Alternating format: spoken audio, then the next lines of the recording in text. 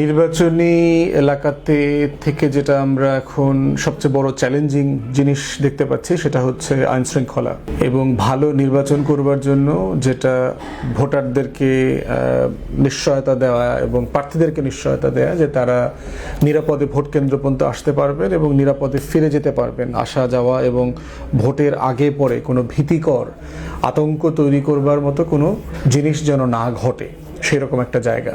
তো এই বাস্তবতায় আমরা দেখতে পাচ্ছি যে রেগুলার যে পুলিশিং আছে এই পুলিশিং এর মধ্য দিয়ে এই লেভেলের ভীতি দূর করে নিরাপত্তার নিশ্চয়তা দেওয়াটা আসলে সম্ভব হবে না।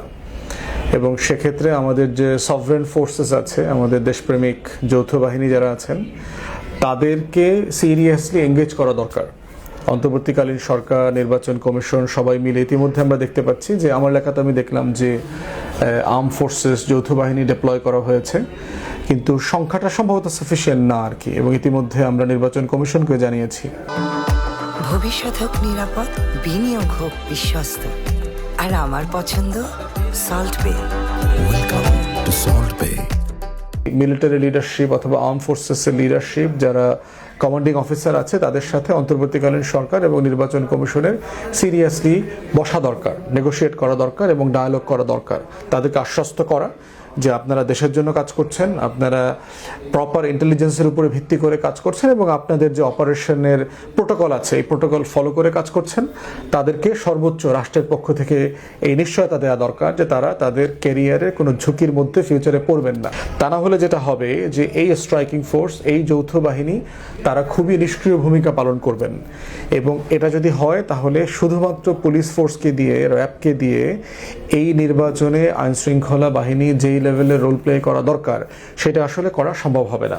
এবং আমার নিজের এলাকাতে আমি দেখতে পাচ্ছি বরিশাল ৩, বাবুগঞ্জ, মুলাদিতে যে পরিমাণ পাতি, মাস্তান, গুন্ডা, ক্রিমিনাল, মাদক ব্যবসায়ী, অস্ত্রধারী লোক আছে যারা এখনই কেন্দ্র দখল করা, ভোটারদেরকে ভয় ভীতি দেয়া, মিথ্যা মামলা দিয়ে অথবা আওয়ামী লীগের বিরুদ্ধে যে মামলাগুলো দেওয়া হয়েছিল সেখানে অজ্ঞাতনামা লেখা ছিল, এই অজ্ঞাতনামার অধীনে এখন নতুন করে বিরোধী প্রতিপক্ষের যারা নেতাকর্মীরা আছে তাদেরকে ওই অজ্ঞাতনামায় ঢুকিয়ে দিচ্ছে এবং তাদেরকে গ্রেফতার করা হচ্ছে। এবং এইভাবে যদি গ্রেফতার অভিযান চলে তাহলে যেটা হবে যে প্রতিদ্বন্দ্বিতার জায়গাতে যে লেভেল প্লেইং ফিল্ডটা থাকার কথা ছিল সেটা আসলে থাকবে না। তাহলে এইটা যদি আমরা এনশিওর করতে না পারি তাহলে যৌথ বাহিনীর যে মোরাল, তাকে যে নিশ্চয়তা দেয়া যে সে প্রফেশনালি কাজ করবে এবং তার কাজের পরের যে কনসিকুয়েন্স সেটার দায় নির্বাচন কমিশন এবং অন্তর্বর্তীকালীন সরকার নেবে।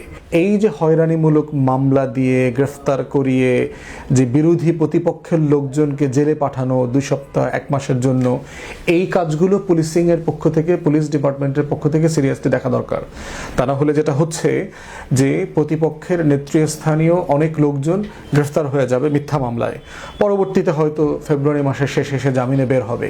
তো তার মধ্য দিয়ে নির্বাচনের যে ন্যায্যতা ছিল সেই ন্যায্যতাটা অলরেডি চলে যাবে, নষ্ট হয়ে যাবে। এবং আমি এর আগেও বলেছি যে আইন শৃঙ্খলা বাহিনীর প্রত্যেকটা ফোর্সকে, সে গোয়েন্দা সংস্থার সদস্য হোক, পুলিশ হোক, র্যাব হোক এবং যৌথ বাহিনী হোক, তাদেরকে সবাইকে ইলেকশন ডিউটিতে ইনসেন্টিভাইজ করা দরকার।